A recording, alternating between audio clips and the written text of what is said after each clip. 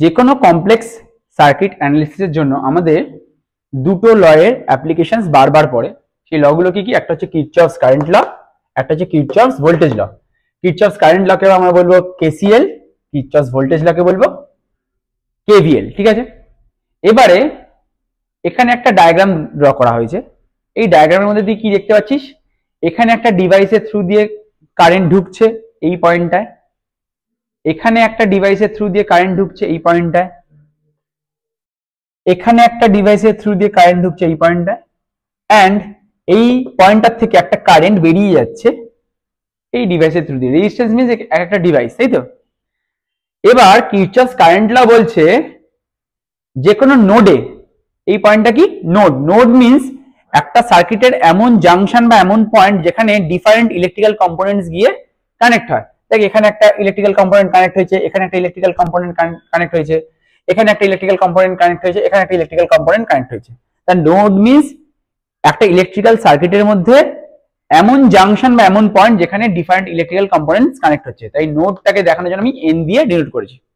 এবারে কিরচফস current law বলছে যে কোনো নোডে summation of entering current, I entering মানে entering current, equals to summation of leaving current.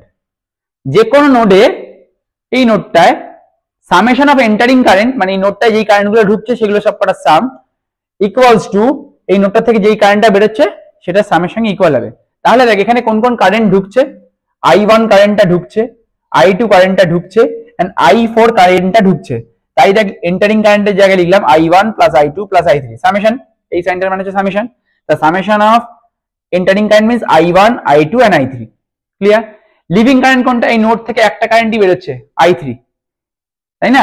বাকি কারেন্টগুলো দেখ নোডের দিকে যাচ্ছে, এটা নোডের দিকে, এটা নোডের দিকে, এটাও নোডের দিকে, কিন্তু I3 কারেন্টটা নোড থেকে বেরিয়ে যাচ্ছে, তাহলে এটা লিভিং কারেন্ট। তাই লিভিং কারেন্টের জায়গায় আমরা I3 লিখবো।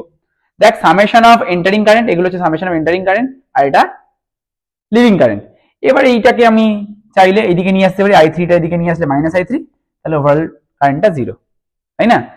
বাট মেন গল্পটা হচ্ছে কেসিএল বলছে যে কোনো নোডে টোটাল যে কারেন্ট আসছে, এন্টারিং কারেন্ট, টোটাল কারেন্ট যেটা আসছে সেটা কার সঙ্গে ইকুয়াল? টোটাল কারেন্ট যেটা বেরিয়ে যাচ্ছে, তাই না? ইভেন তোরা যখন ইলেকট্রিক্যাল সার্কিট অ্যানালিসিস করবি, এটা মাথায় রাখবি, ধর এটা একটা সেল বা ব্যাটারি হোয়াটএভার, এখান দিয়ে যদি আই কারেন্ট বেরোয় তাহলে এখানে আই কারেন্টই ঢুকবে, না কিছুটা কম না কিছুটা বেশি। যতটা কারেন্ট বেরোবে ততটা কারেন্টই ঢুকবে যে কোনো কন্ডিশনে। যে কোনো কন্ডিশনে একটা সেলের ভেতরে যতটা কারেন্ট ঢুকবে ততটা কারেন্টই বেরোবে। আশা করি কেসিএলটা বোঝা গেছে। কেসিএল এর মেন গল্পটা হচ্ছে এন্টারিং কারেন্ট আর লিভিং কারেন্টের টোটাল সামটা সেম হবে। তাহলে summation of entering current equals to summation of leaving current.